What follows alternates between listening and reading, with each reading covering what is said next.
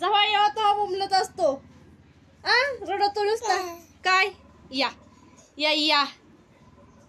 अय्यो का कुणी हाणलं? दिदीने हाणलं ना? दिदाने हाणलं ना? दिदा दिदा कुठे आहे का?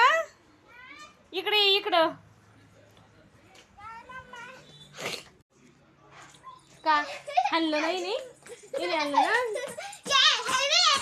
हाणून गेली म्हणून रडायला लागला. लागलं ना? खेळत होतो ना?